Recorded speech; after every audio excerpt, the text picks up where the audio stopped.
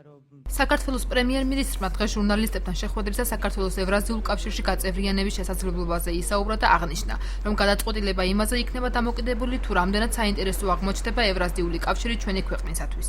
ევრაზიულ კავშირს რაც შეეხება მე ყურადღებით უყურებ და ვსწავლობ.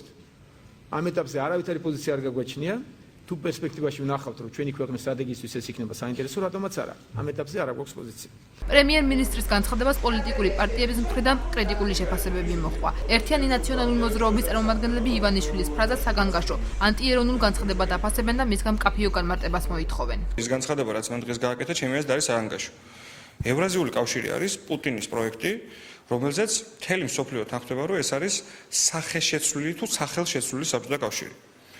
თუ ჩვენ ჩემი აზრით ვფიქრობთ იმას, რომ მივდივართ დასავლური ღირებულებებისკენ, მივდივართ დასავლეთისკენ და მივდივართ ნატოში, რა თქმა უნდა, სულ წინააღმდეგობაში მოდის იმ ყველაფერთან, რასაც ქვია ევრაზიული კავშირი. ეს არის მოსახლეობისათვის თვალში ნაცრის შეყრა. ჩვენ ვერ გავერკვიეთ, როგორია ქვეყნის საგარეო პოლიტიკა. ასე შეაფასეს ეროვნულ-დემოკრატიული პარტიის წარმომადგენელმა პრემიერის გამოსვლა. მე არ ვიცი, როგორია საგარეო პოლიტიკა, როცა ამბობ მინდა ნატოში გაწევრიანება და მინდა ევრაზიული კავშირი.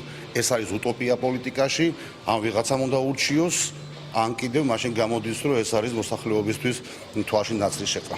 ევრაზიულ კავშირში საქართველოს გაწევრიანებას ქართული ხალხისათვის მიუღებლად მიიჩნევს თავად ქართული ოცნების წევრი დავით ბაციკაძე. მე პირადად არც განვიხილავ და დასაშვებადაც არ მივიჩნევ დღეს ევრაზიულ კავშირს. არც ყოფილა ამ კონტექსტში საუბარი, როდესაც დაიწყო შეკითხვა, თქვა თუ კი სადღაც ჰიპოთეტურად როდესღაც და ეს იქნა ქვეყნის ინტერესიდან გამომდინარე, მაგრამ დღეს არა ეს ინტერესები და არც იქნება ის რომ ჩვენი გზა არის ევროკავშირისკენ, ჩვენი გზა არის ნატოსკენ, ეს არაერთხელ დეკლარირებული. პოლიტოლოგ ცოცო ცინცაძის თქმით, მთავარი პრობლემა ამ ეტაპზე ის არის, რომ ვერც პრემიერი და ვერც მოსახლეობა ვერ აცნობიერებს თუ რა არის ევრაზიის კავშირი. პოლიტოლოგის თქმით, საქართველოს უნდა გააკეთოს არჩევანი ევრაზიის კავშირსა და ნატოს შორის.